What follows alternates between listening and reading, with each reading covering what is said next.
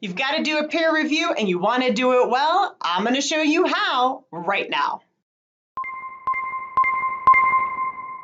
Hey everybody, I'm Leigh Hall from teachingacademia.com, and I'm all about giving you the tools you need to navigate academia and make your best impact. So today I'm sharing with you the 10 questions to ask when conducting a peer review. Now, obviously, there are more than 10 questions that you can be asking when conducting a peer review, but these are my favorite ones. These are my go-to ones. These are the ones that I'm always looking at, particularly when I'm doing an initial review. They're not in any order, so don't read anything into that, but here we go. Number one, are the methods sound, valid, and appropriate? Are your findings valid and reliable? Okay, that's what I'm looking at straight out of the gate. Number two, is the argument clearly articulated? And the argument should be clearly articulated kind of as a thread that runs throughout, right? Number three, is there enough data collected to support the findings? So you might have really strong methods, right? You might have made some really good choices and you might have been collecting really good types of data, but did you collect enough data? And sometimes I have to look at that over a period of time and sometimes not. It just sort of depends on the question and what's being asked, right? But did you collect enough that we can trust what your findings are? That's super important. Number four, are the references appropriate? Do you have, right, in this case, when I'm looking at references, I'm looking for, are there things that you need to add, okay, that maybe you missed?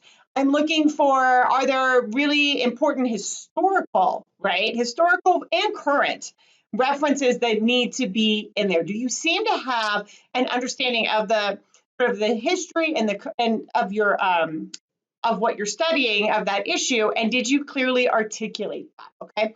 Number five, does the study make a significant contribution to the field? And it is up to you as the author, okay, to articulate that significant contribution. As a reviewer, I can make some inferences, but ultimately it needs to be in that paper. All right. Number six, has the need for the study been described in the beginning? Did you lay that out? Okay, did you show us where the gaps are in the knowledge base, but not just that there's gaps, but that there's a really important reason to fill those gaps? Did you establish that need? Number seven, is the paper well organized? All right, so this goes beyond just sort of saying, here's my introduction, here's my lit review, here's my methods, here's my findings. But within each of those major sections, is the information presented in a very organized manner? Which gets me to question number 8, is the writing clear? So clear and organized go together. Usually if one's screwy, the other is screwy, okay? But I'm looking to see if I can follow your line of thinking, if I can understand how you went about collecting your data and how you did your analysis. I'm looking to see not just for organization, but also that all these things are clearly articulated and I could turn around and explain it to somebody else without any problem. All right, number 9, is the paper relatively jargon free? And I'm going to connect this with number 10, which is, are your key terms defined well? So in an academic paper, you are obviously going to have, right, some very important terms that are going to be a little jargony probably, okay? So for me, as an example, historically, I've written about struggling readers. I've written about reading identity. You might know what those are, or you might think you know what those are, but it is my job to define them very clearly for you. So even if you had a background and you could kind of guess what I meant, it doesn't matter, right? You still need me to tell you what that means.